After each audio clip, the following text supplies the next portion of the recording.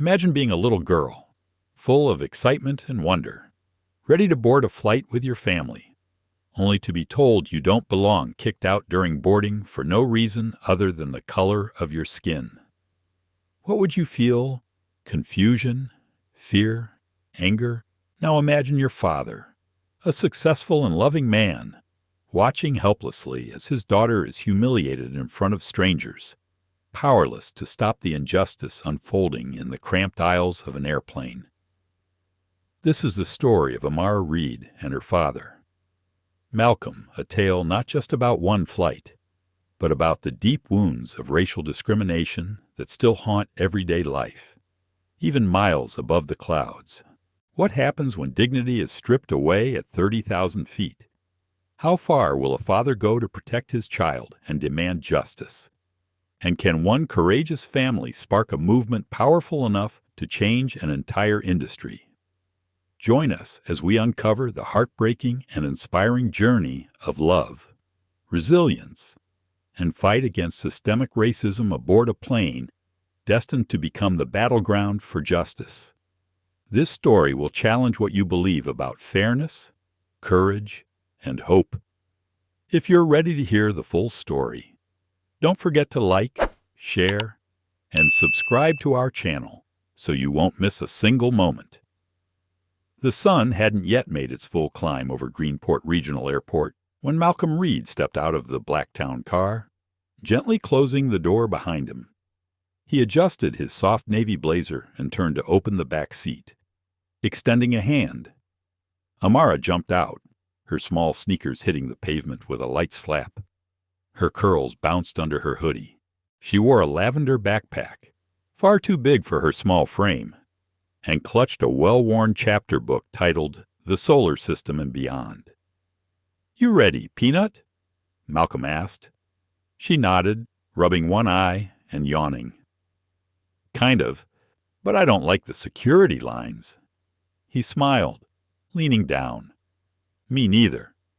But it's the price we pay for pancakes in San Diego. Remember," her eyes lit up, "with whipped cream and chocolate chips. That's the one." They entered the terminal, the whoosh of automatic doors wrapping them in soft, recycled air. A distant voice over the intercom announced delayed flights, gate changes, early boarding calls. Malcolm's eyes scanned the digital board. Flight 392, on time, gate A4. He placed a hand lightly on Amara's shoulder as they moved forward.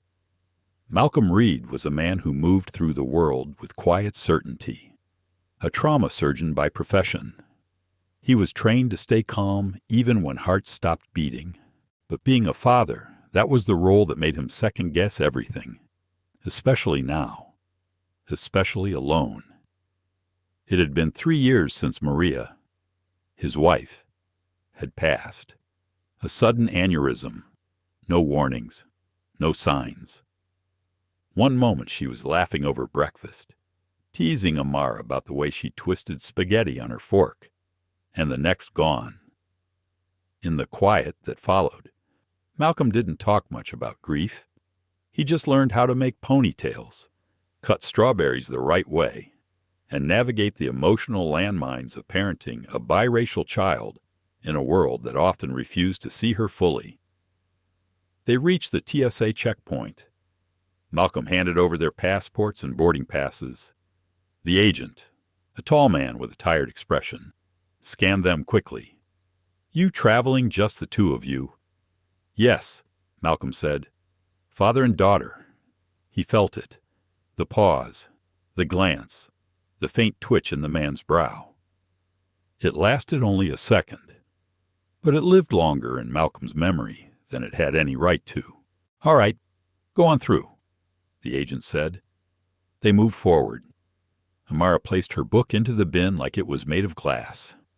As they waited for their bags to come through the scanner, Malcolm knelt beside her. "Hey," he said softly, "you took your inhaler this morning, right?" She nodded, then reached into the pocket of her jacket to show him. "Good. If you feel tight in your chest, you let me know." "Okay. Yes." Doc Daddy. That name, her nickname for him, still made his throat tighten. It was her way of blending worlds, calling him both her dad and the doctor she'd watched patch up bruises and sit beside sick children in the hospital waiting room. They reached their gate with 15 minutes to spare. Amara settled into a seat and pulled out her book again. Malcolm texted his assistant to confirm his return flight next week, then glanced around the terminal. There were families in vacation wear, business travelers buried in laptops, a couple arguing quietly over a boarding pass. In all that noise, Amara was still her legs swinging, lips moving slightly as she read. He leaned back in his seat and let out a long, slow breath. He'd booked first-class tickets not because of ego, but because of Amara's asthma and sensitivity to crowds. First class meant space, quiet, peace. It was one of the few luxuries he allowed himself an act of preemptive safety. A boarding call crackled through the speakers. Flight 392 to San Diego. Now boarding Group A. First-class passengers. Please proceed to Gate A4. Malcolm stood, shouldering his small carry-on and holding out a hand for Amara. She reached for it without looking up from her book. As they approached the gate, a woman with bright red lipstick and a tight blonde bun smiled automatically, then frowned slightly when she saw Amara. Malcolm handed over the passes. The woman scanned them both, then hesitated. "I'm sorry," she said, looking at Amara. "Is this your daughter?" Malcolm paused. "Yes." "That's correct. Can I see some ID for her?" Malcolm blinked. "She's 8. She doesn't have an ID." "I understand," the agent said, clearly not understanding at all. "It's just for verification. Sometimes kids get into the wrong line." "We're in first class," Malcolm said calmly. "Both tickets are there." The woman glanced again, then forced a smile. "Of course. My mistake. Go right ahead." Malcolm placed a hand gently on Amara's back as they walked down the jet bridge. Inside the aircraft, the cool air hit them. The flight attendants greeted them with professional cheer. "Good morning. Welcome aboard." Malcolm nodded politely. He guided Amara to their seats, 2A and 2B. Amara slid into the window seat and immediately opened her book again. Malcolm stowed their bag in the overhead compartment, then sat beside her. He glanced out the window. The tarmac was coming to life, ground crew in neon vests, carts zipping by, jet engines rumbling in the distance. He looked at his daughter, her nose in her book, legs still swinging. She was safe. She was happy. He didn't know none of them did that within minutes. All of that would change. Amara had barely flipped to chapter 4 of her book when the flight attendant approached. She had on a crisp navy uniform, her blonde hair pulled into a bun so tight it looked like it might snap. Her name tag read Dana in neat cursive. Dana didn't smile. She didn't look at Malcolm. Her eyes landed directly on Amara. "Excuse me, sweetheart," she said, her tone too sweet and stretched. "Are you in the right seat?" Malcolm looked up from his phone. "She is," he said calmly. "Seats 2A and 2B, both of ours." Dana blinked and turned to him slowly, as if noticing him for the first time. "I see. Sometimes children wander forward during general boarding. It happens all the time." "We boarded with Group A," Malcolm replied, "warm, first class." Dana offered a tight smile, then turned and walked briskly toward the galley. Amara lowered her book. Her lips had stopped moving. She looked up at her father. "Did I do something wrong?" "No, baby. Not even close." She nodded and looked back down, though she didn't flip the page this time. Malcolm sat still, posture relaxed, but his mind began to tighten. Not with rage, not yet. Just an uncomfortable familiarity. The kind that seeps into the bones of black parents like him the way your body braces for something long before it happens. He reached over and gently squeezed Amara's hand. She squeezed back. The cabin filled slowly. Other first-class passengers trickled in, most lost in conversations or phones. A man with a Bluetooth headset paced while arguing about stock futures. An older couple sat directly across the aisle, the woman watching Malcolm and Amara like she was observing a silent documentary. Dana returned a few minutes later with another flight attendant in tow. This one was younger, black, maybe in her late 20s. Her name tag read Kendra. Malcolm watched them quietly. "Hi there," Kendra said with a warmer smile, crouching slightly so she was at Amara's level. "We just wanted to confirm something real quick." "What's your name?" Sweetheart Malcolm responded before Amara could. "Her name is Amara Reed. She's my daughter. She's in her correct seat, and she has a paid ticket." Dana cleared her throat. "Sir, we're not trying to cause a problem." "Then don't." There was no aggression in his voice, just a calm finality that silenced both women for a moment. Kendra nodded and stepped back, whispering something into Dana's ear. Dana's lips pursed, but she turned and walked away. Amara leaned in close to Malcolm. "Why are they acting like I'm not supposed to be here?"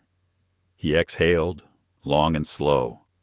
"Sometimes people forget to look all the way. They only see what they expect to see." "But I'm right here," she whispered. "I know. Baby, I know." Amara didn't open her book again. She took his hand and held it in her lap. The pilot's voice came over the speaker. "Ladies and gentlemen, this is your captain speaking. We'll be departing shortly. Weather in San Diego looks great. Sit back, relax, and thank you for choosing Western Air." The sound of the door closing echoed through the cabin. The flight attendants began moving down the aisle to do their final checks. Malcolm leaned his head back, but his jaw stayed tight. He wasn't angry, exactly.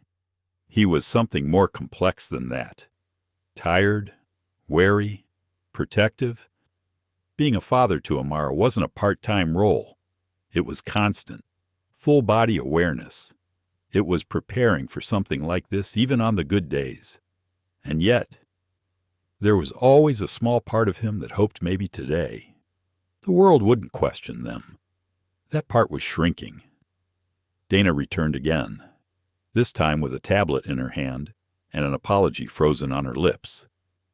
"Mr. Reed," she said, lowering her voice, "I'm going to need to verify again that you're traveling with this child." Malcolm didn't move. "You already verified that," he said. "We're not having this conversation a third time." "There's been a flag on the seating chart," Dana said quickly. "It's automatic sometimes, especially with minors in first class. Nothing personal."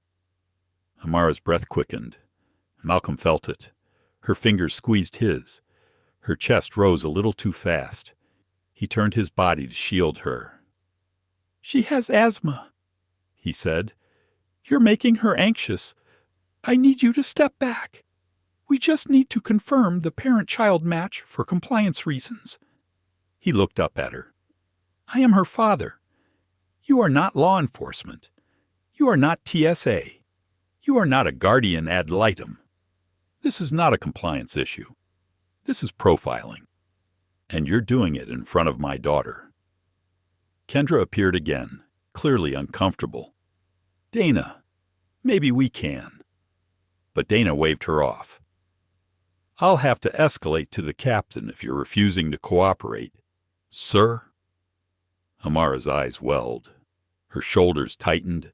Malcolm stood up slowly, shielding his daughter from view. The plane had gone quiet around them. The people in nearby rows pretended not to listen, but he felt every glance, every breath, the awareness that they were a spectacle now. "Do what you need to do," he said, "but I will not allow you to remove my daughter from her seat." Dana stood her ground. Then I'll have to ask her to step off the aircraft while we confirm. You're not taking my daughter anywhere. The tension became a wire between them, and then Amara let out a small gasp. Malcolm turned fast. She was clutching her chest, her tiny fingers trembling. He grabbed the inhaler from her jacket pocket and knelt. Deep breath. Baby. Slow. In and out. Kendra stepped forward, suddenly concerned. Is she okay? She will be, once you all leave her alone. Dana said nothing. Passengers were staring now. Some recording. It was in that moment, with his daughter's tiny body trembling in his arms, that something broke inside Malcolm, not with noise or rage, but with clarity. He handed the inhaler to Amara, who now sat in her seat, breathing carefully. Then he pulled out his phone. One name, one call. His voice, when he spoke, was soft but steady. Monica, it's Malcolm. You need to ground flight 392. The call lasted less than 30 seconds. Malcolm's voice didn't rise. He didn't gesture. He simply stood by his daughter's seat, phone still in hand, eyes locked on the flight attendant who had tried to pull an 8-year-old from her father's side. Passengers watched, some with open stares, others with the kind of sideways glances reserved for train wrecks. But nobody intervened. Nobody said her name, Amara. She was curled against the window now, inhaler clenched in one hand, her other gripping the armrest. She blinked fast, trying to hide the tears, trying to hold on to the image her father always told her she was brave. Not because she never cried, but because she stood still when the world shook. Malcolm sat back down next to her. He took her hand gently. The skin of her fingers was damp from nerves. His thumb traced a slow, steady line across her knuckles. You did nothing wrong, he said quietly. I know, she whispered, but her voice cracked. Dana hadn't returned. Not yet. But Kendra remained at the front of the cabin, pacing slightly, checking the overhead bins with more attention than necessary. She wasn't looking toward them now, but Malcolm saw her bite her lip. Her hands were trembling slightly. He understood what that meant. Some battles weren't yours to start, but you still had to choose whether to stand in their way or stand for what was right. 10 minutes passed. The pilot hadn't made another announcement. The aircraft had not pulled back from the gate. A low hum spread through the cabin, the collective breath of uncertainty.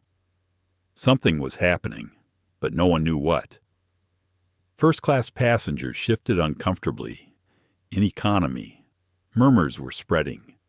Word traveled fast, even faster when a few passengers had caught video of Dana confronting Malcolm.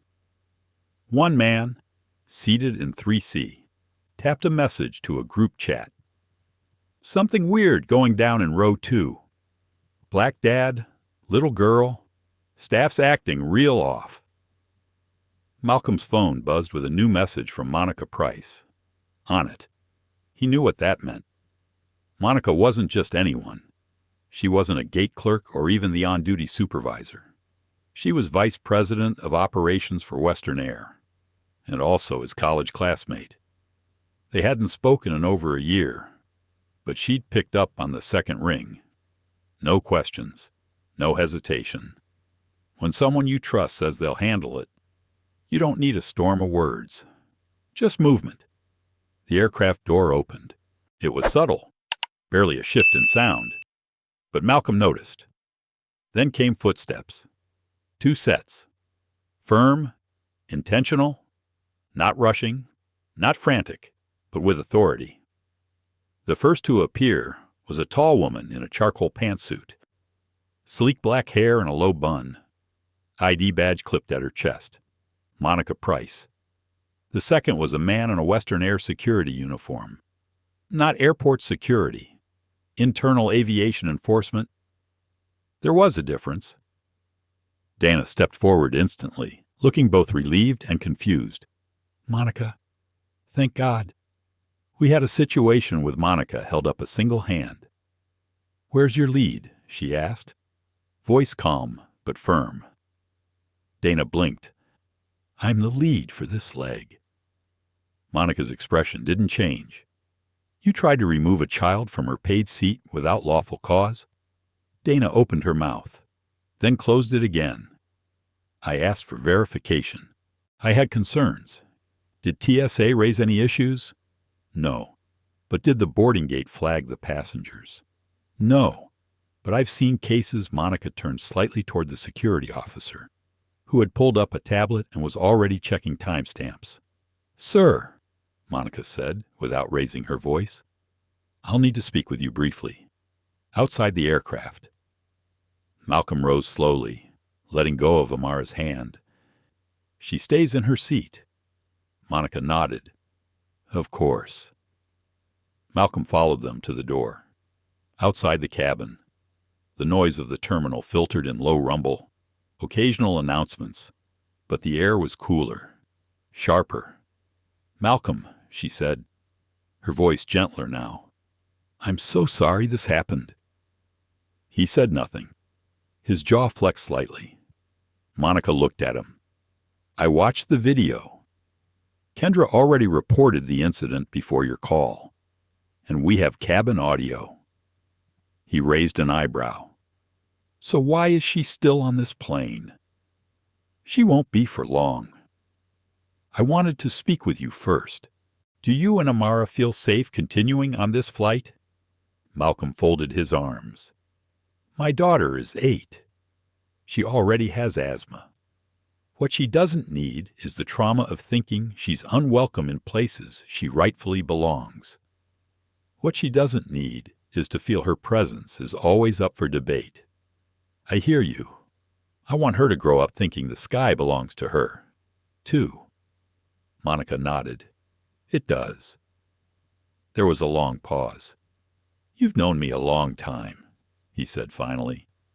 I didn't call you to pull favors. I called because this has to stop. Not just for Amara, for all the kids who don't have parents with connections. I know. He looked back at the aircraft door. Make it mean something. When Malcolm returned to his seat, Amara looked up at him with wide eyes. Are we in trouble? She asked. He smiled softly. Not even a little. Monica followed seconds later, accompanied now by the security officer and a gate agent.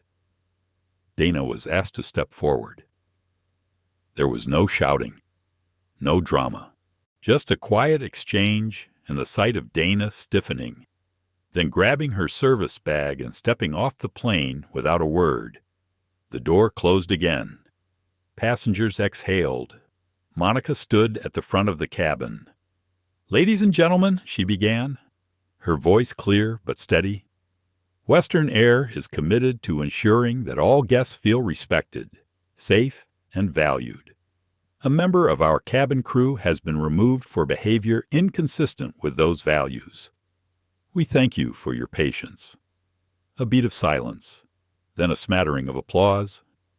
Kendra approached quietly with a bottle of water and 2 fresh ginger cookies on a napkin. For Amara, she said, placing them gently on the tray. Amara looked at her. Thank you. You're welcome, sweetheart. You're very brave. The girl's smile was faint, but real. Malcolm gave Kendra a nod. She nodded back, then moved down the aisle. The pilot came on a moment later. Apologies for the delay. We're now ready for takeoff. As the plane began to taxi, Malcolm leaned over and kissed the top of Amara's head. She looked up at him. Daddy. Yeah. What did you say on the phone? I told someone important that my daughter was more important than their flight schedule. Amara grinned, and for the first time since boarding, she opened her book again. The plane hummed beneath them as it rose into the clouds, the rumble of the engines gradually fading into white noise. The cabin lights dimmed slightly. Outside, the world looked soft and distant, like cotton stretched across glass. Amara leaned back against her seat, her book open in her lap but unread. Malcolm noticed the shift in her. She wasn't swinging her feet anymore. She wasn't asking about what snacks they might get. Her body was still, her expression guarded. He reached for her hand. She didn't pull away, but she didn't meet his eyes either. "You want to talk about it?" he asked gently. She shook her head. No. He waited. Sometimes silence was where children sorted their feelings, and interrupting too early just pushed them deeper down. A few minutes passed. Then Amara spoke so quietly he had to lean in. "Did I do something wrong?" Malcolm's heart twisted. "No, baby. Not even a little. Then why'd she think I didn't belong in that seat?" He took a deep breath. He'd prepared for these conversations. Read all the books. Watch the TED Talks. But nothing prepares you for the moment. Your child asks a question that you can't answer with logic, only truth. "Some people," he began slowly, "carry around ideas they don't even know they have. Ideas that whisper things like, 'She doesn't fit here,' or 'He must not belong.' Sometimes those ideas are old, passed down like bad recipes." She frowned. "But how could she think I didn't belong with you? I'm your daughter." He nodded. "She saw you, and she saw me. And instead of asking herself what love looks like, she listened to her fear, or her bias, or maybe both." Amara's eyes filled with tears. "I hate her." Malcolm paused. "I get that," he said quietly. "But hate is heavy, sweetheart. It takes up space where joy could live."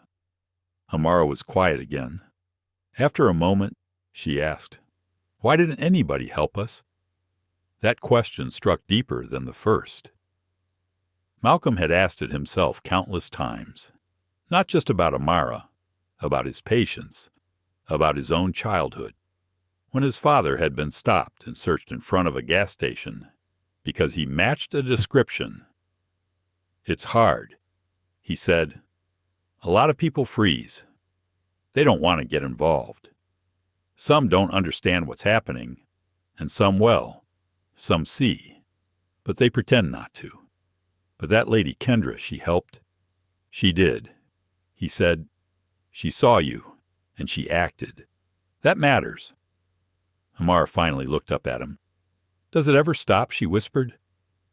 Malcolm didn't lie. Not always. But when it does is because enough people stand up, speak up, refuse to stay quiet. A tear slipped down Amara's cheek. Malcolm wiped it gently. "You're doing that now," he said. "Just by being here. Just by being you." She nodded slowly and turned back toward the window. In the seat behind them, a woman tapped out an email to her team titled, "Urgent Bias Training Audit Needed." Across the aisle, an elderly man who had watched everything unfold wrote a note on the back of his boarding pass. "Tell Susan, I'm sorry. I didn't know how to say it then." Ripples. Even in silence, the truth was spreading. Later, after snack service. Kendra returned with a soft fleece blanket. She crouched by Amara's seat. "I brought you something," she said. Amara reached for it. "Thank you." Kendra paused, then said, "I want you to know I saw what happened, and I didn't speak up fast enough. I'm sorry for that." Amara blinked. She looked to her dad, then back at Kendra. "You helped," she said quietly. Kendra's eyes glistened. "You helped me first." After Kendra left, Malcolm leaned back in his seat. He let his eyes close, if only for a moment. In his mind, he replayed the scene at the gate not just today, but all the others. The quiet exclusions, the cold stares, the invisible hands that had always tried to steer him out of rooms he'd earned his place in, and always the internal voice that asked, "Should I let it go? Is it worth it?" But this time, it had been his daughter, And the answer had come fast and hard.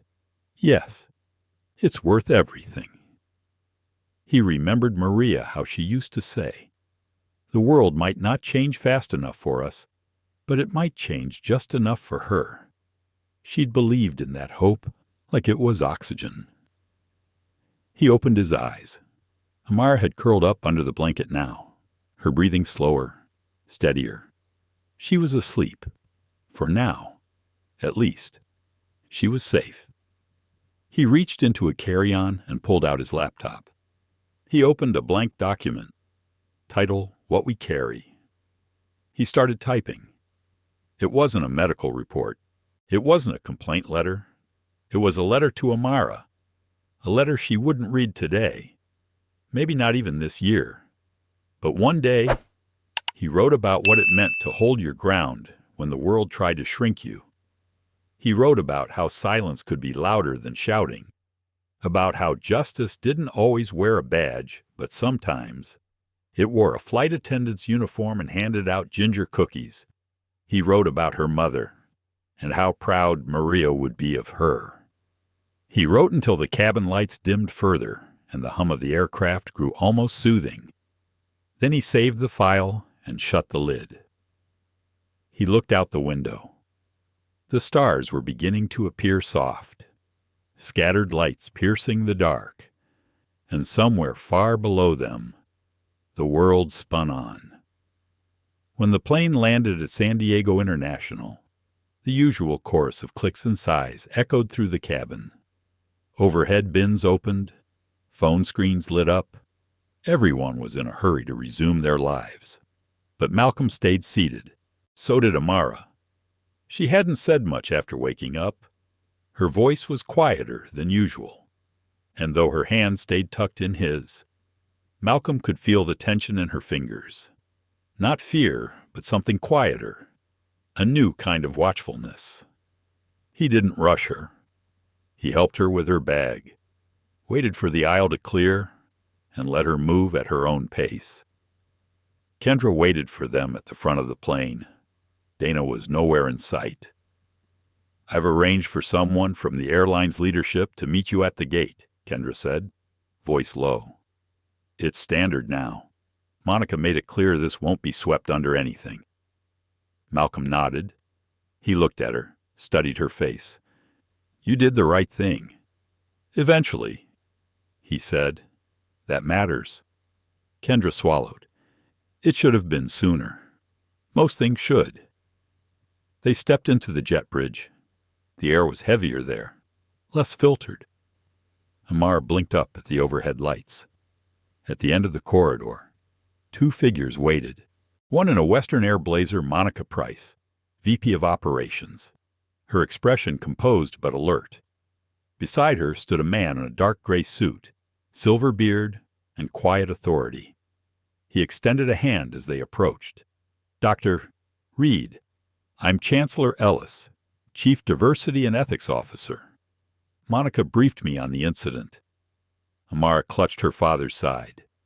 Chancellor Ellis kneeled slightly to meet her eye level, not in pity, but in respect. "I'm sorry, young lady." "That shouldn't have happened to you." Amara said nothing, but she didn't look away. Monica gestured to the lounge off to the side. "Would you be willing to sit with us just a few minutes? This won't be a formality. We're here to listen, not to spin." Malcolm hesitated, then nodded. "She stays with me." "Of course." The room was quiet, insulated from airport noise. Monica handed Amara a small Western Air coloring book and some markers. Not as a bribe, just something for her hands. Malcolm sat across from the two executives. Chancellor Ellis began. "What happened to your daughter is not only unacceptable, it's structurally dangerous. We've had complaints before. This one, though, it's different. Because I made a phone call." Malcolm asked. "Because it was recorded," Monica said, "and it's already online. The story's moving." Malcolm leaned back. Of course. He'd seen passengers filming. In the moment, he hadn't cared. Now. The machine had started turning. "What are you asking me for?" he asked. Chancellor Ellis folded his hands. "Nothing. We're offering full accountability. Dana Whitmore has been placed on immediate leave. An external review panel is convening this week. Kendra Ellis has submitted a written statement, and the captain confirmed the timeline. We'll do the right thing on our side, and on your public side. We're still shaping that," Monica said carefully. "But the board knows we can't minimize this. It's not a PR issue. It's a moral one." Malcolm studied them. He didn't see the usual deflection in their eyes. No corporate smirks. No quiet patronizing. Just exhaustion. And maybe a little resolve. "Then don't just fire one person," he said. "Fix the pipeline. Fix the training. Stop hiring people who don't see race, but somehow always manage to see mine." Chancellor Ellis nodded. "We're trying." Slowly. "And now, with your permission, we'd like to work with you. I'm not a spokesperson. We're not asking for a commercial. Just consultation. On dignity. On bias. On building systems that catch this before it becomes a headline." Malcolm hesitated. Then he looked at Amara. She was coloring a small plain blue, filling the wings with gold. Her face was still guarded, but there was a softness returning around the eyes. "I'll consider it," Malcolm said. "But first, I'm taking my daughter to the beach, and I don't want another apology." "Understood," Monica said. They walked through the terminal quietly. Amara held his hand, her little backpack bouncing gently on her shoulders. Outside, the sky was soft with evening light. The smell of salt and sunblock lingered in the air. They didn't speak until they were in the car. Daddy Amara said, "Yes, love that man, the one in the suit. He looked sad." "He did," Malcolm said. "Sometimes it takes sadness to make people move. Do you think he means it? I think he wants to." They paused at a red light. Amara reached into her bag and pulled out the coloring book. She flipped to the page where she'd drawn the plane. She'd written a name under it in careful block letters. Flight 392, We Still Rise. Malcolm smiled, then blinked hard. They reached the hotel by sunset. Their room had a view of the ocean, and Amara stood by the window, silhouetted by the golden light. "Can we go to the water before dinner?" she asked. He looked at the clock. "Let's make it quick. No waves, just toes." They walked barefoot along the edge of the tide. The sky bled from gold into lavender. Amara picked up a small shell and turned it in her palm. "I don't want to be scared on planes," she said suddenly. He stopped walking. "You shouldn't have to be." She looked up at him. "But if I am, can I still go?" He knelt beside her. "Yes," he said. "You go. Every time. Especially then." She leaned into his arms, her little frame warm against his chest. The waves came in, slow and steady. Tomorrow would bring headlines, interviews, messages from people they hadn't spoken to in years, people who wanted to use the moment for something. But tonight there was only this, her heartbeat, his arms around her, and the sound of the ocean telling them they were still here, still rising. By morning, the world had changed. Malcolm awoke to the soft buzz of his phone, vibrating endlessly on the nightstand. Sunlight spilled through the hotel's white curtains, and in the other bed, Amara was still wrapped in her blanket, the tips of her braids poking out like sleepy roots. He picked up the phone. 34 missed calls, 17 voicemails, hundreds of texts. 3 of them were from colleagues at the hospital. One was from his former residency supervisor. Another was from his Aunt Loretta in Georgia, who didn't even use text, just voice messages that always started with, "Now, baby, I'm not trying to get in your business, but..." And then there were the others. news producers, advocacy groups, people he hadn't spoken to since college, celebrities tagging him in tweets. One video clip had already reached 4.1 million views. Another account had broken down the timeline second by second, complete with voiceovers and captions. Malcolm Reed, pediatric neurosurgeon, father, passenger on Flight 392. And now, suddenly, a symbol. He scrolled for a moment in disbelief, then turned on the hotel TV. A young anchor was in mid-report. Her tone was practiced, a little breathless. The video, now being called the boarding incident, shows airline staff removing a young black girl from her assigned seat, with no explanation provided until her father intervened. The screen cut to the phone footage. Malcolm's face appeared shoulders stiff, voice calm but laced with steel. Amara's tiny figure beside him, her pink sweater making her heartbreak even more visible. Malcolm clicked it off. He sat at the edge of the bed for a long moment. He didn't want this. He didn't need this kind of spotlight. He was a surgeon, not a speaker, a father, not a movement. And yet, he thought, something had shifted. Daddy Amara's voice broke through his thoughts. She was rubbing her eyes. "Why are you up so early?" He turned to her.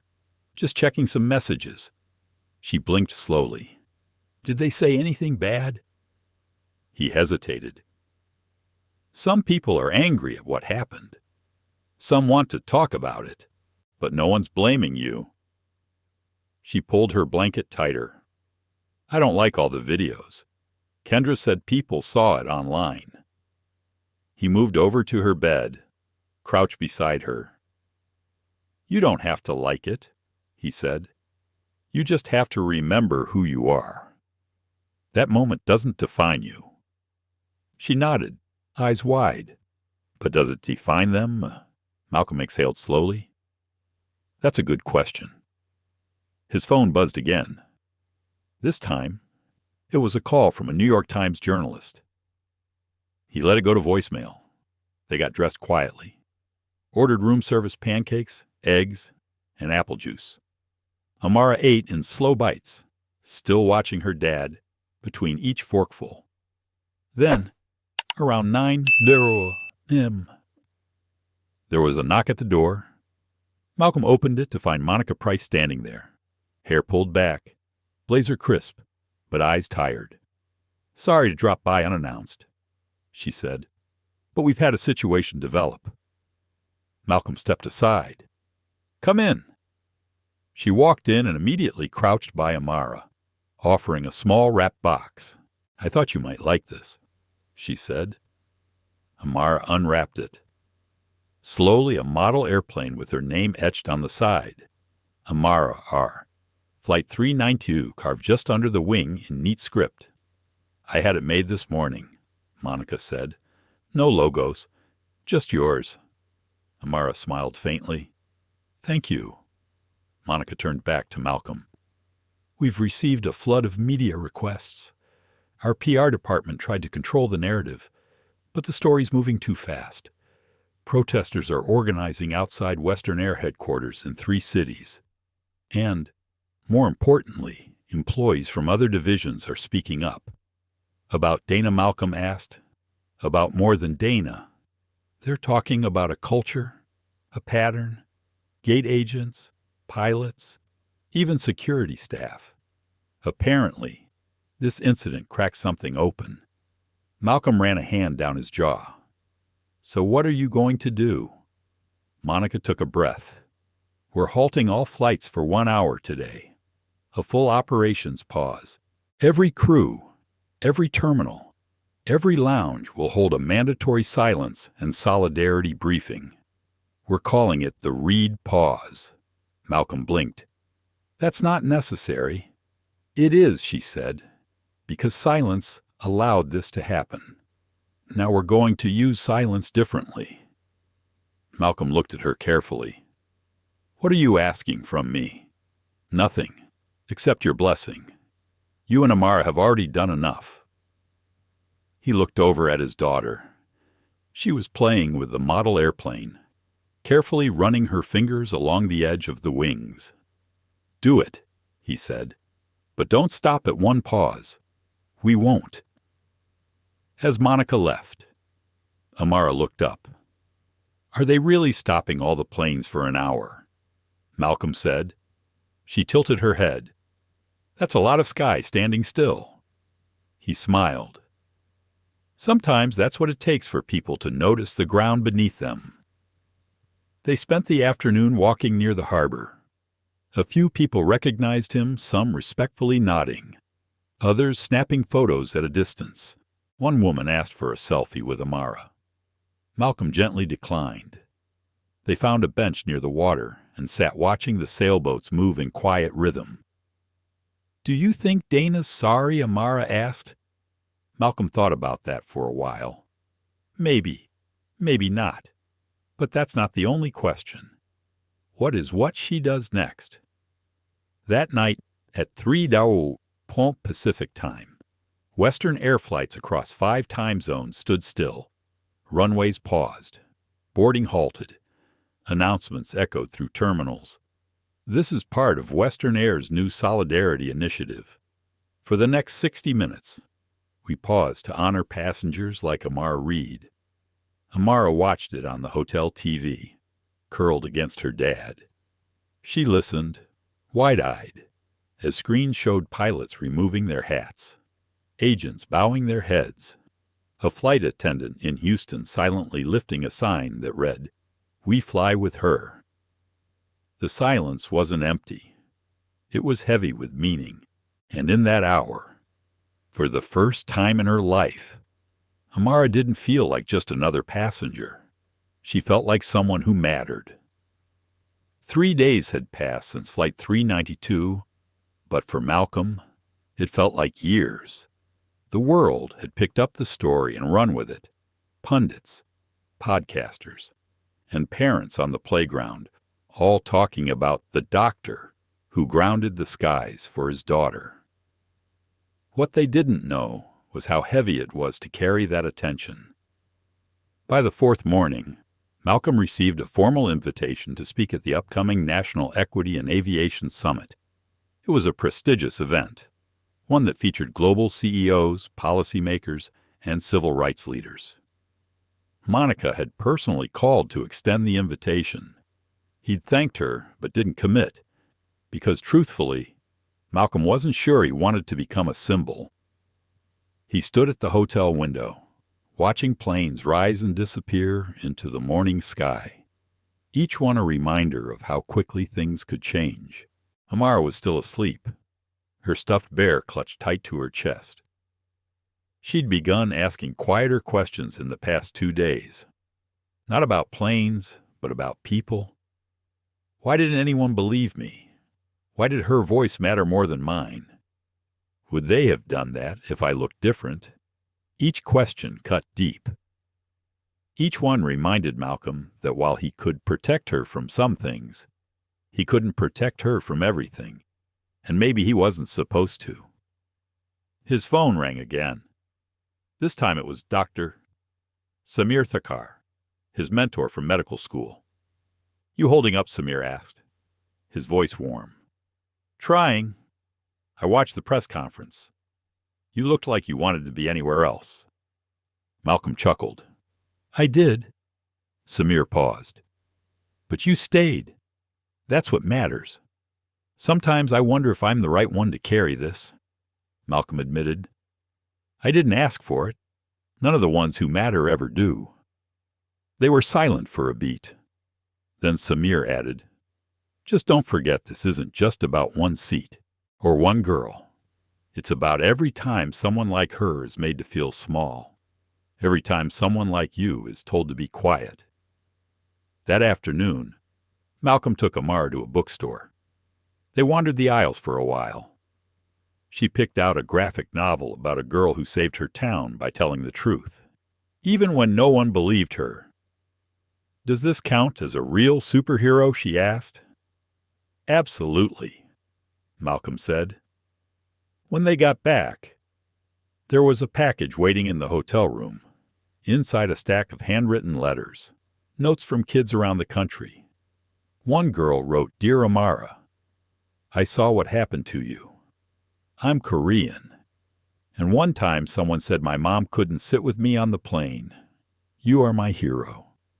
Another letter from a boy in Detroit. "My dad says he saw you on TV and cried. He never cries. Thank you for standing up." Amara read them with wide eyes, her small hands trembling slightly as she flipped through each envelope. "I didn't know people felt like me, too," she whispered. "That's the thing about truth," Malcolm said softly. "When one person says it out loud, it gives others permission to do the same." Later that evening, Monica returned to the hotel to meet with Malcolm. She wore a charcoal gray jacket, understated but crisp, and carried a folder under her arm.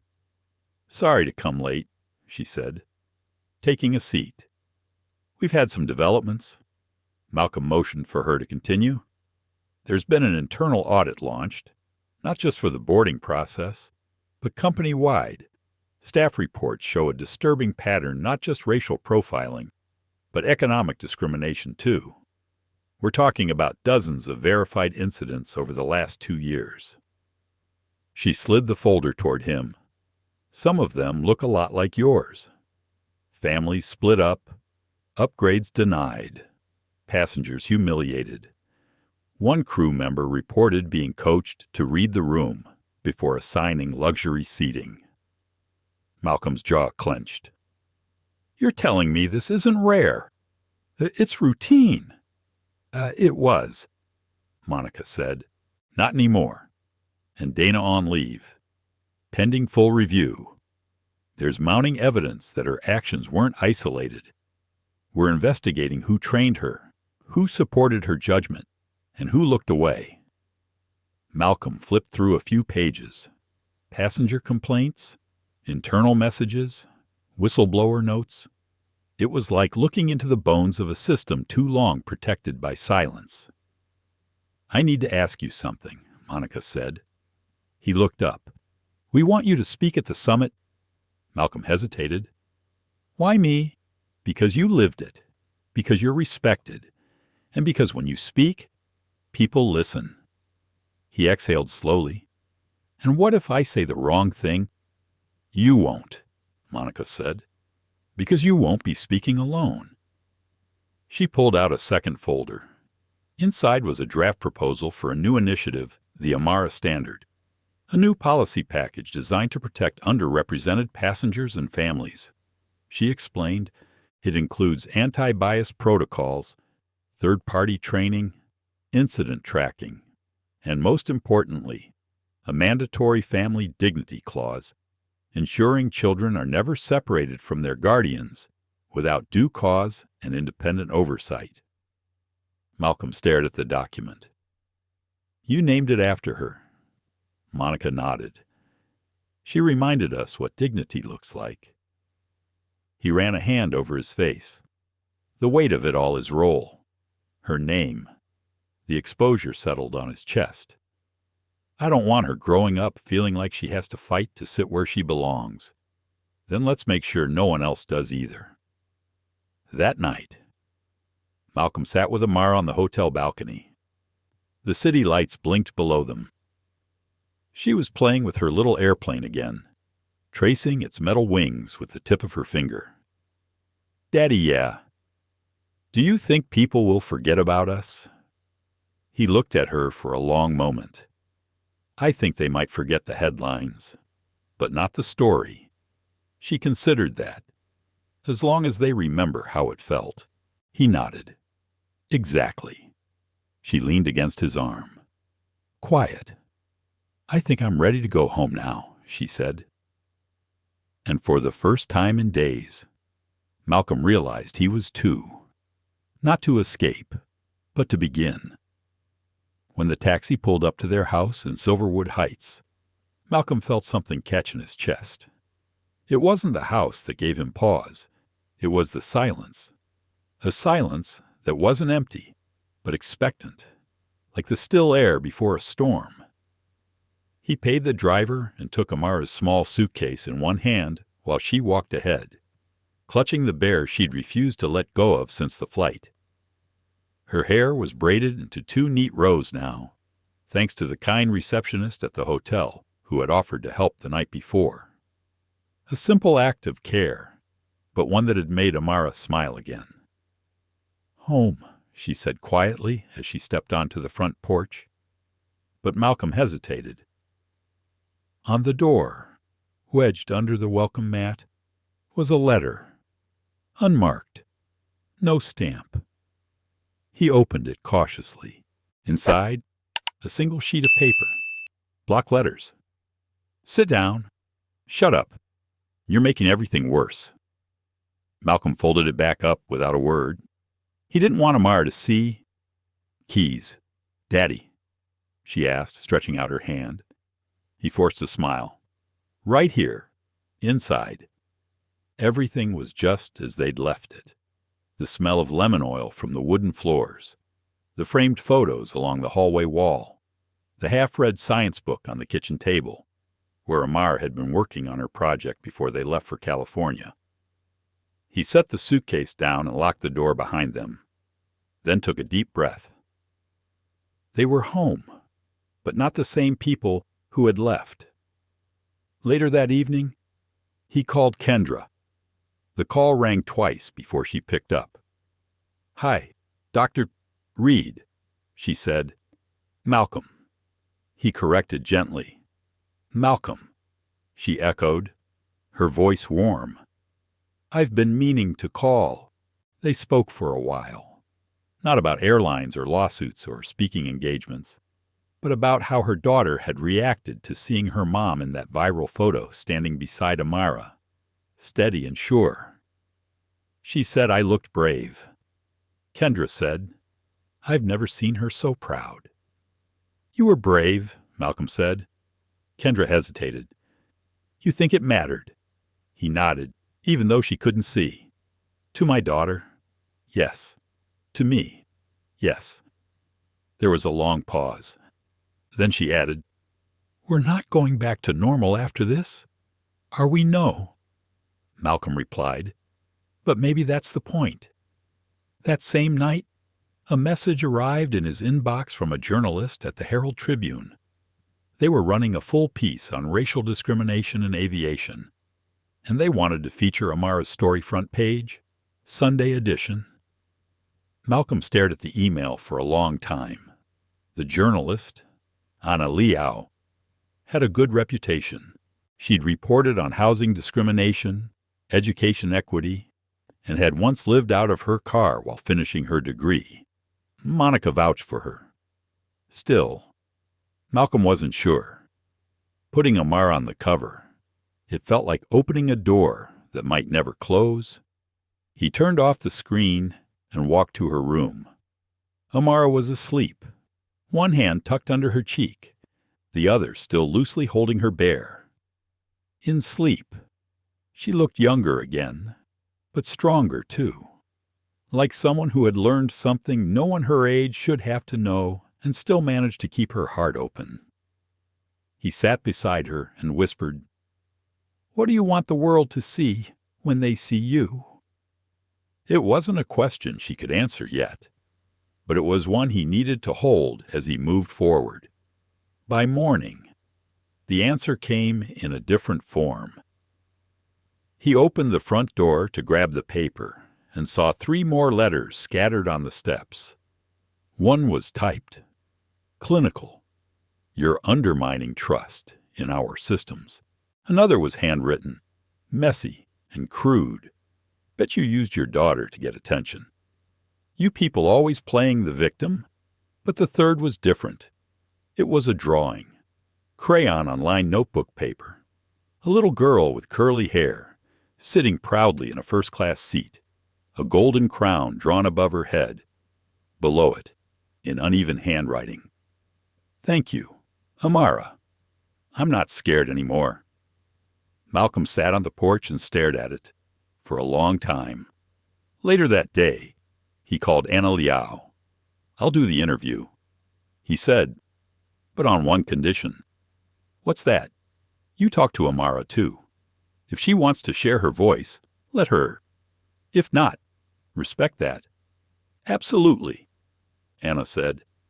"That's why I wanted to talk to you both. Not just about the seat, but about everything it represents. And for the first time in days, Malcolm didn't feel exhausted by the weight of it. He felt ready. At dinner that night, he asked Amara if she'd be okay with talking to a reporter. Not for TV, just words.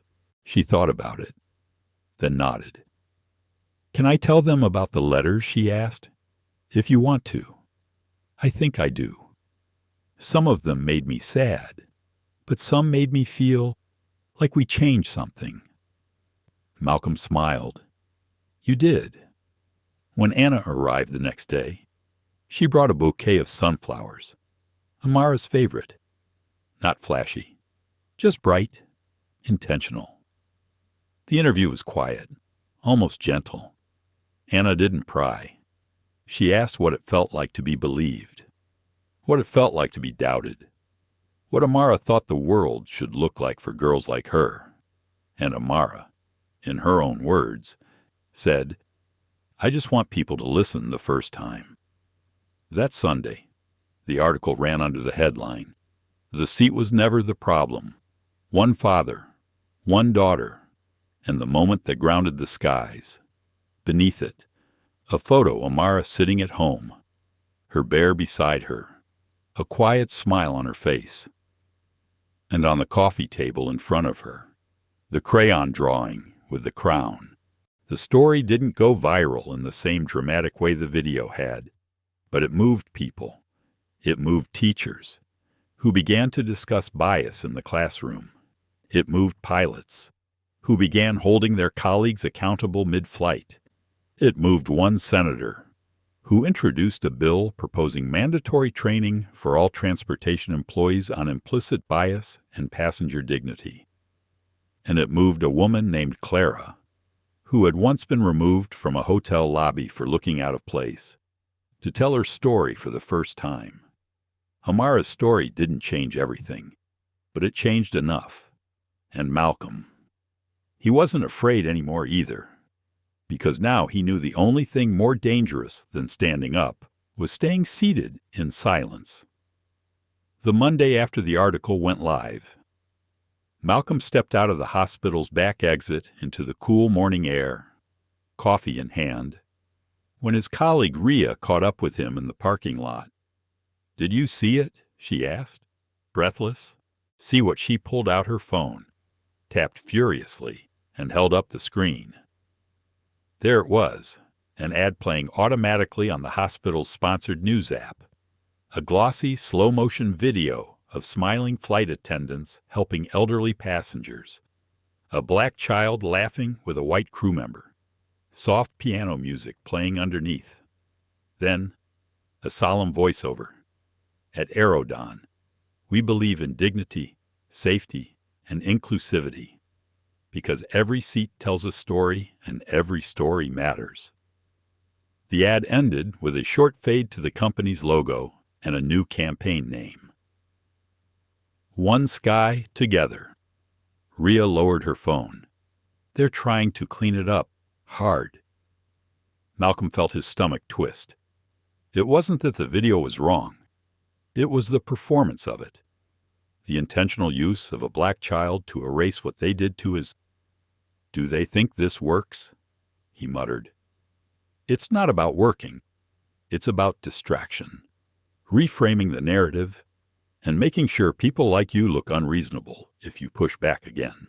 That same afternoon, Malcolm received a message from a woman named Alyssa Trent, Aerodon's new VP of Corporate Inclusion. Her tone was polished, her language careful. She congratulated him on raising important awareness and extended a private invitation to join their diversity stakeholder board, a panel of community voices, to help shape forward-thinking policies. It felt rehearsed, a way to neutralize him without addressing what really happened. Malcolm replied with a polite but firm refusal. That evening, A media segment aired featuring Alyssa speaking on a panel.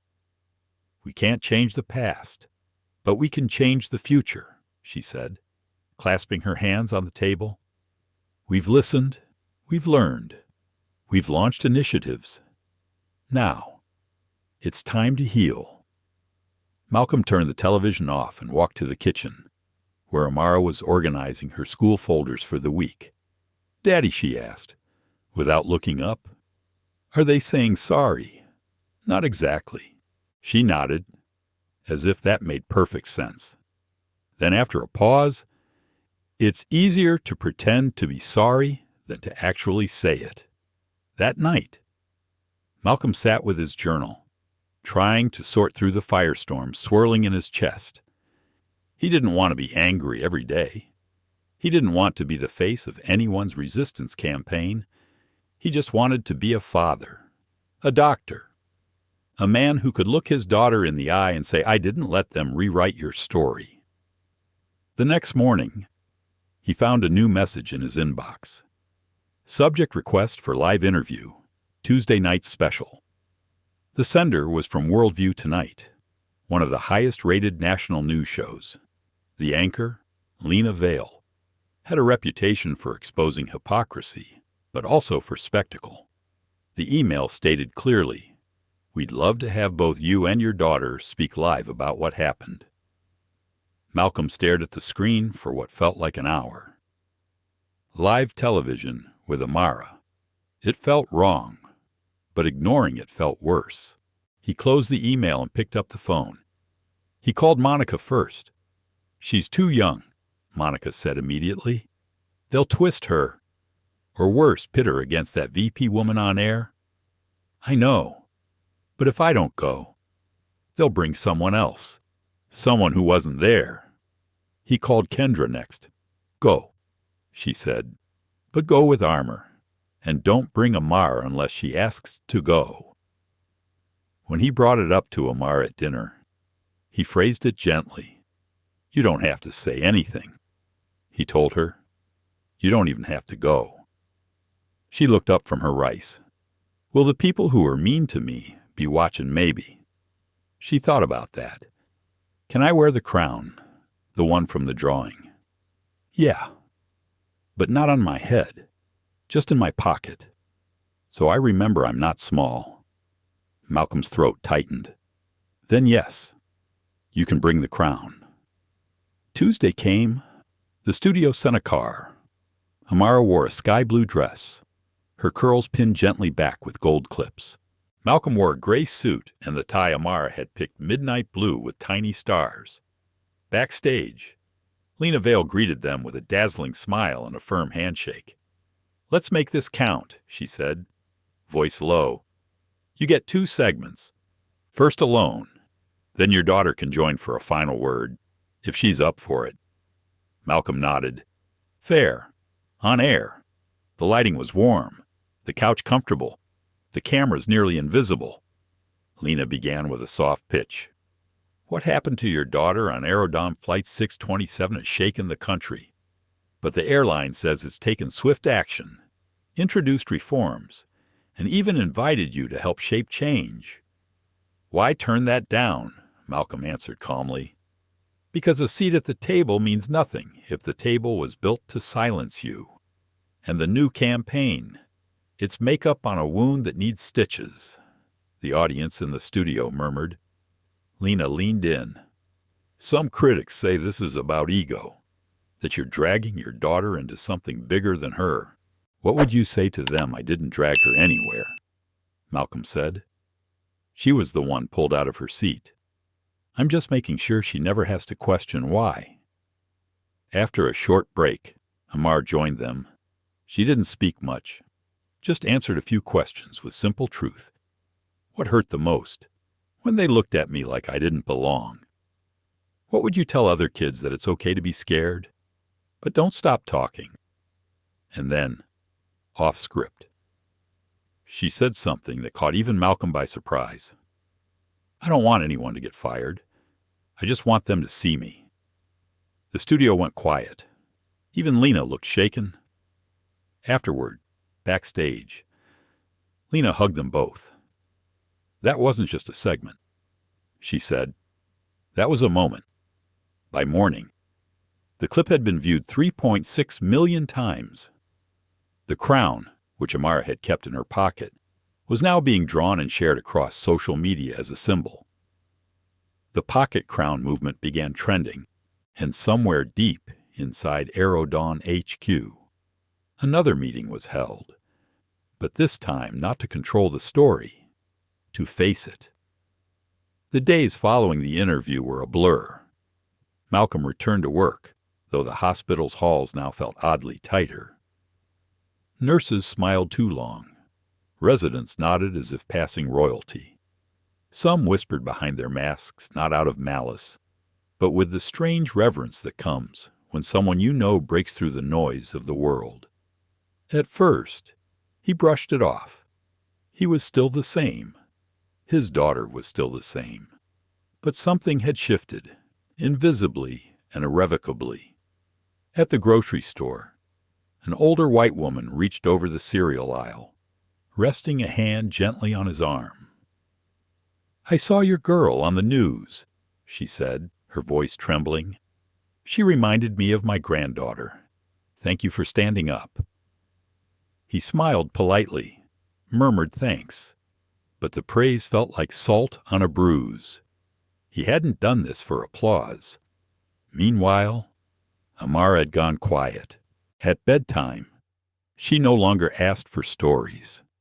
She curled under her covers, crown always nearby, and turned her face to the wall. She hadn't cried, but Malcolm could tell something in her had shifted too. One evening, as he folded laundry on the couch, his phone lit up with a message from Claire Whitman, an old friend from medical school turned civil rights attorney. "Call me when you have 5. Just saw something you need to know." When he called, her tone was clipped. "There's a new thread on the Parents for Passenger Safety Forum," she said. "Someone leaked a video, internal Aerodon footage, not security cam. Crew meeting room. I don't know how it got out, but it's bad." Malcolm didn't want to watch, but he did.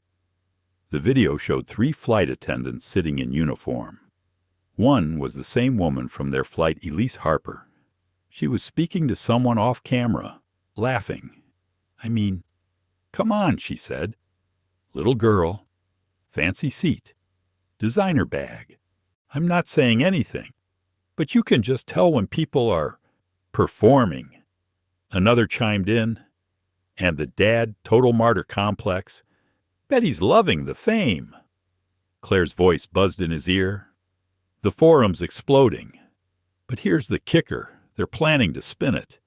How they've already issued a statement saying the footage was doctored by internet trolls. They're pulling a full reverse." Malcolm sat still, his chest tight. "How did they get this footage?" he asked. Claire hesitated. "That's the other thing. I didn't tell you this, but I've been quietly representing a whistleblower at Aerodon, a black woman on their PR team. She's the one who leaked the meeting room video. Why? Because she's tired. She said the company's planning an internal doc series to show the real heroes behind the scenes. Guess who they wanted to frame as the troublemakers?" Malcolm closed his eyes. The fight never ended. It just changed masks. That night, he told Amara gently, without showing her the video. She didn't say anything at first. "Then do they think I'm lying?" He said softly, "They're just scared of the truth." Amara nodded, then reached under her pillow, pulling out a piece of paper. It was a new drawing. This time, it wasn't a plane or a crown. It was 2 people standing on a stage, one tall, one small. Behind them, a sea of silhouettes. But the 2 on stage had no faces, just blank ovals. "They're not looking at us," she said. "They're just clapping for the idea of us." The next day, Malcolm received an email invitation unexpected. official-looking. Congressional Oversight Committee. Hearing discrimination in domestic travel. You are requested to testify. His heart dropped. It wasn't just a TV interview now. It was a federal hearing. He reread the email 3 times before calling Kendra. They want me to testify. Before Congress. Good. She said, I'm not sure I'm the right person. You're the only person. You didn't ask for this, but you're holding the mic. A week later, Malcolm found himself standing in a cold hallway on Capitol Hill, wearing his second-best suit and gripping a folder of notes. Amara stayed home this time. He couldn't bear to let her walk into that circus. Inside the chamber, cameras flashed, microphones hissed, and a semicircle of representatives looked down at him from their curved dais. The chair called the session to order. We welcome Dr. Malcolm Reed to this hearing on discriminatory travel practices. Dr. Reed, you may begin. He stood, breathed deeply, and spoke. My name is Malcolm Reed. I am a father, a pediatric neurosurgeon. And 3 weeks ago, my 8-year-old daughter was removed from her assigned seat on a commercial airline for no reason beyond how she looked. He continued, reading the story, not just the facts, but the feeling, the silence, the way eyes cut into you with assumptions, the shaking of Amara's hands, the lack of apology, the layers of smiling bureaucracy that followed. At one point, a congressman interrupted. Dr. Reed, some argue this is an isolated incident, that the system worked because consequences were administered. What would you say to that? Malcolm looked up, voice even. If a building only collapses when my daughter walks in, do I thank the architect for the apology or question the foundation? Another asked, is your goal retribution or reform? Malcolm didn't flinch. My goal is remembrance, so the next child doesn't become a headline. When he finished, the room was quiet. No applause, no cheers, just silence. The kind that meant people were actually thinking. As Malcolm gathered his notes, a staffer approached him in the hallway, her voice low. There's someone who wants to speak with you. She's been waiting quietly near the back. He turned and saw a woman in her 40s, black, modestly dressed, clutching a large canvas tote. Her name tag read, Vanessa Harper. She stepped forward slowly. I'm Elise's sister, she said. Malcolm stiffened. I don't expect you to talk to me. Her voice cracked. I saw the hearing, and I needed to say I'm sorry for what my sister did and for what I didn't say sooner. Malcolm stared at her, stunned. You knew Vanessa nodded. She's been saying things like that for years, at dinners, holidays. I always told myself, it's just talk. But silence is its own violence, isn't it?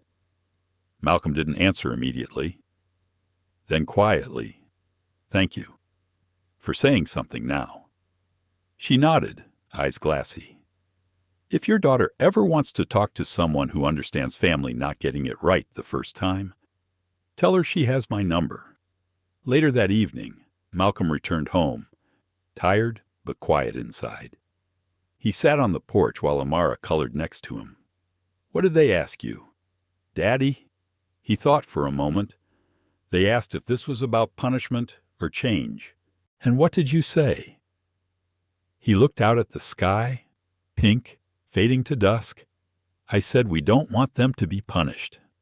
We just want them to see. The morning after the hearing, Malcolm woke up to find his inbox flooded, not just with messages from friends or colleagues, but letters from parents, strangers, pilots, retired flight attendants, teachers, even a few children who watched the clip online and wanted to write Amara personally.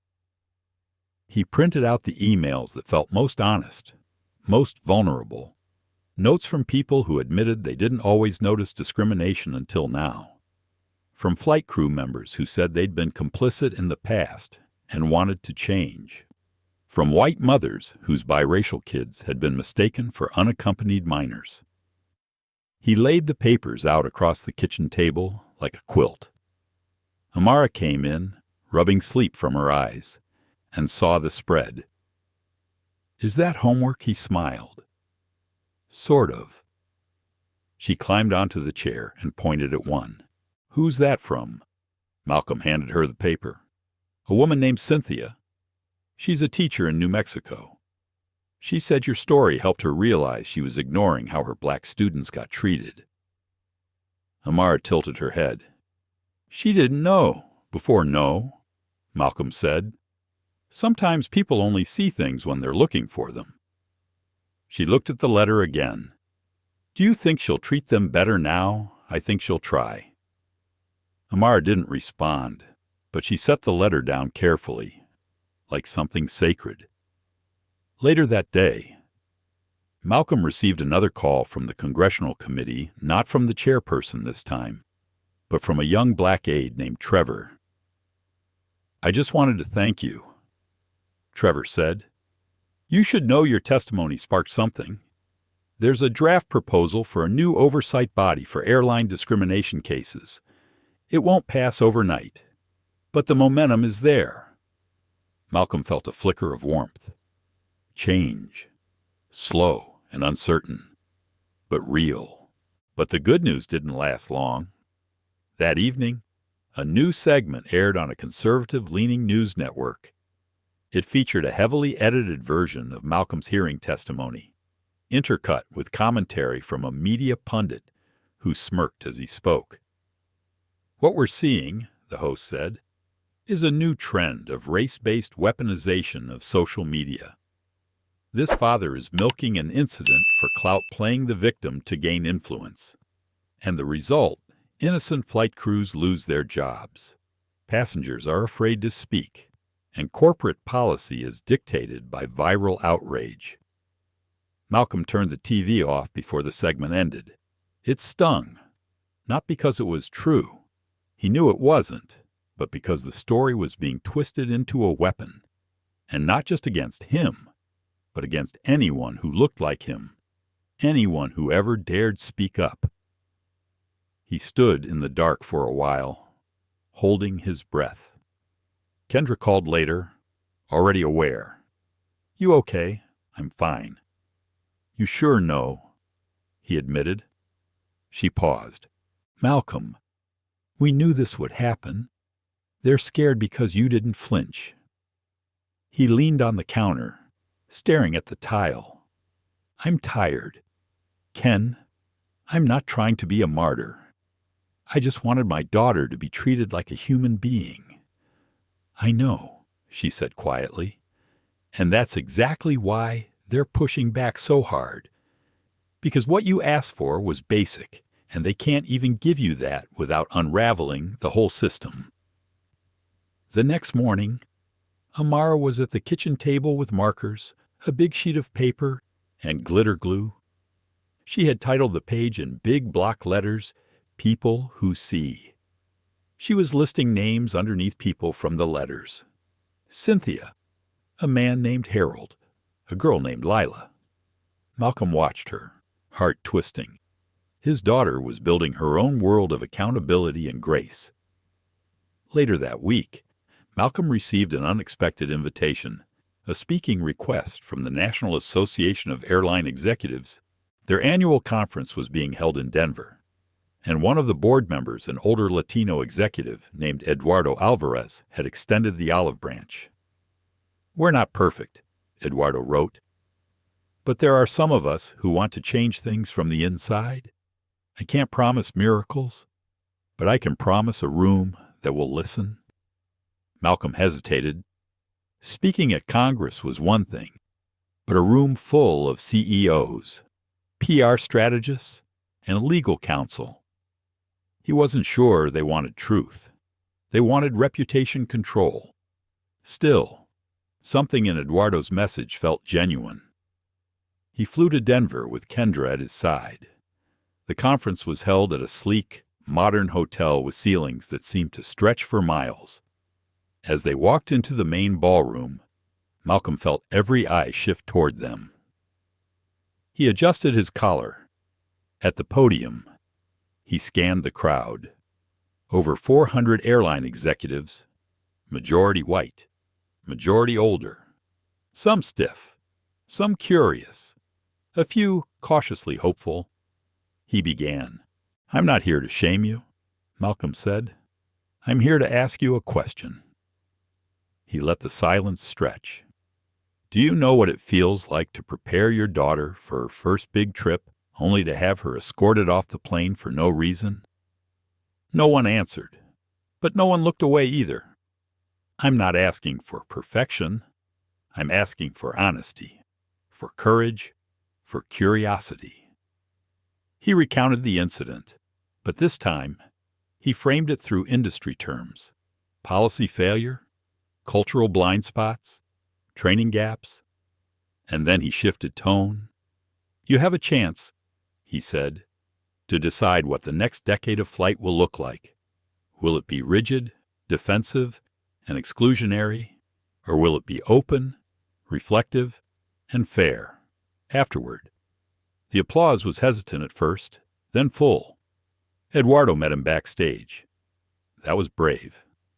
Eduardo said, "I'd like to start an independent review board, traveler-led, parent-led, and if you're willing, I want you on it." Malcolm didn't answer right away. "I'll think about it," he said. "But not for me. For Amara." As they boarded the plane home, Malcolm sat quietly next to the window. Amara leaned on his arm, watching the clouds. "What are you thinking, Daddy?" she asked. "I'm thinking," he said slowly, "about what happens when the noise fades, when the headlines are gone, if people will still remember what matters." Amara nodded thoughtfully. "We'll remind them." He smiled. "Yes, we will." Just before they landed, the flight attendant stopped at their row. She was young, black, with tightly coiled hair and a silver pin that read Kayla. "I just wanted to say," she whispered, "I've been following your story, and I'm proud of you. Both of you." Amara beamed. Malcolm thanked her, humbled. As they stepped onto the jet bridge, Amara looked back at the plane and whispered something under her breath. He leaned closer. "What was that?" She grinned. "I was just telling the plane to be better next time." The day Malcolm and Amara returned home felt unusually quiet, almost surreal.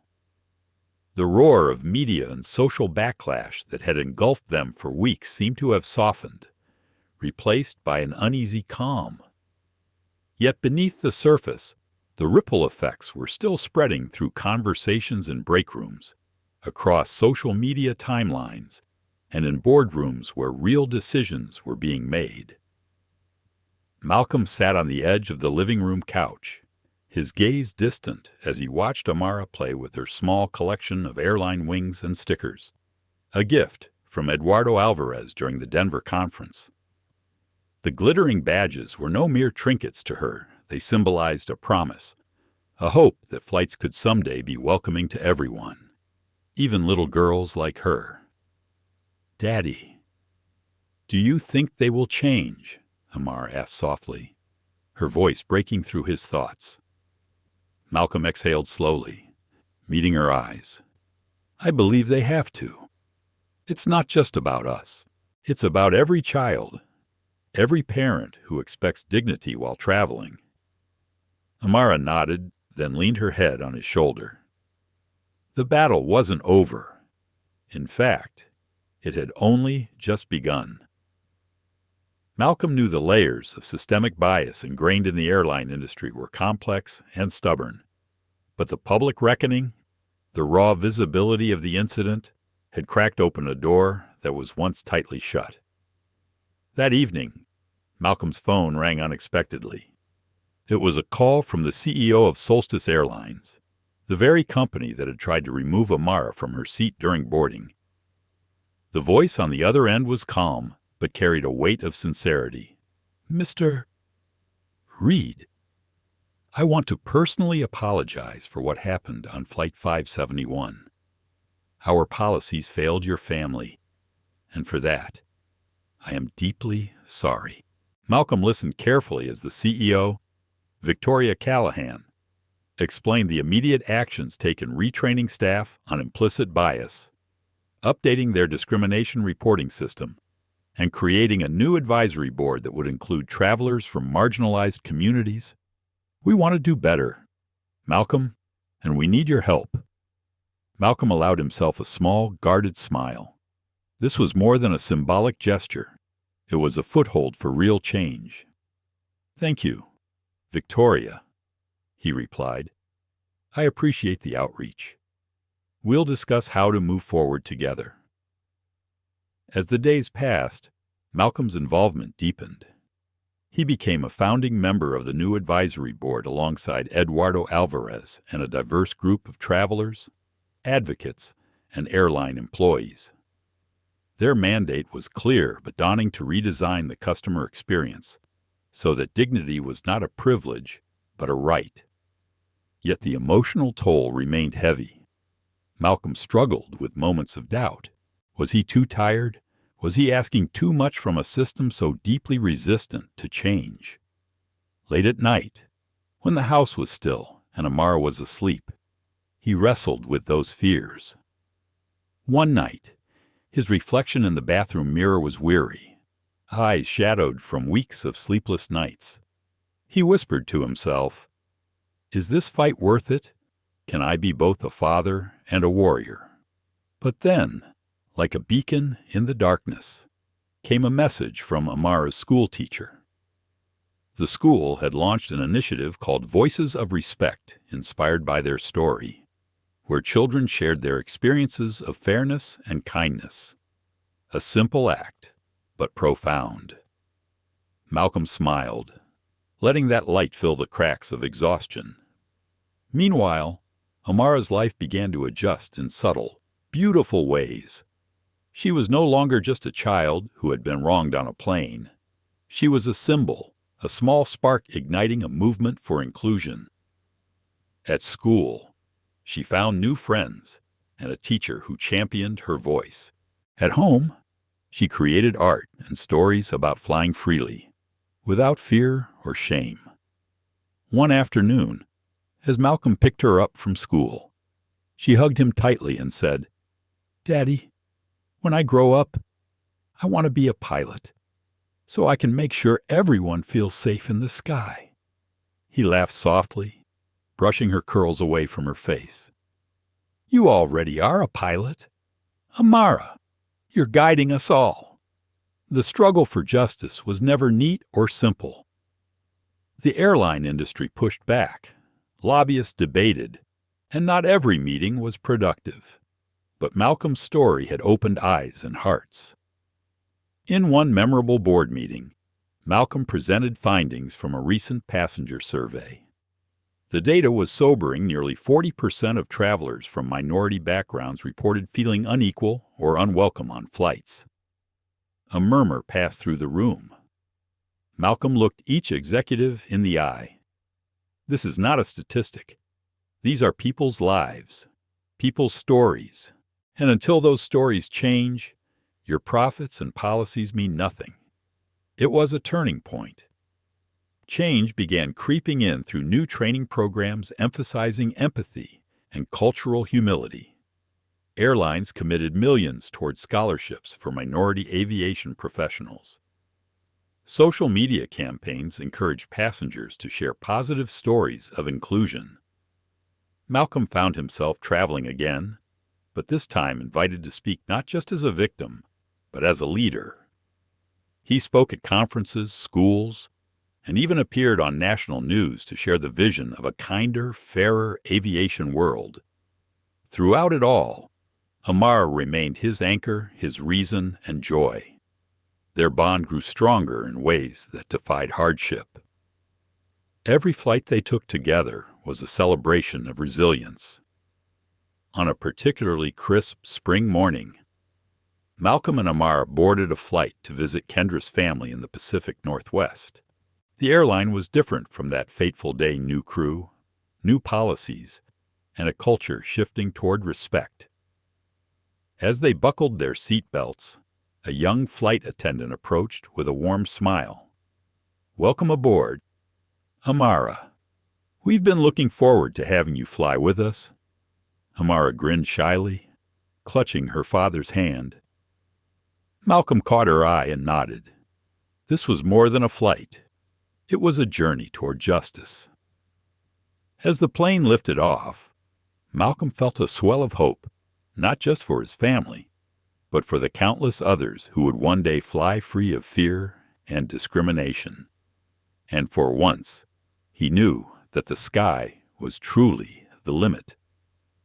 As Amara and Malcolm's story shows us, discrimination can happen anywhere, even in the most unexpected places, like an airplane cabin high above the ground.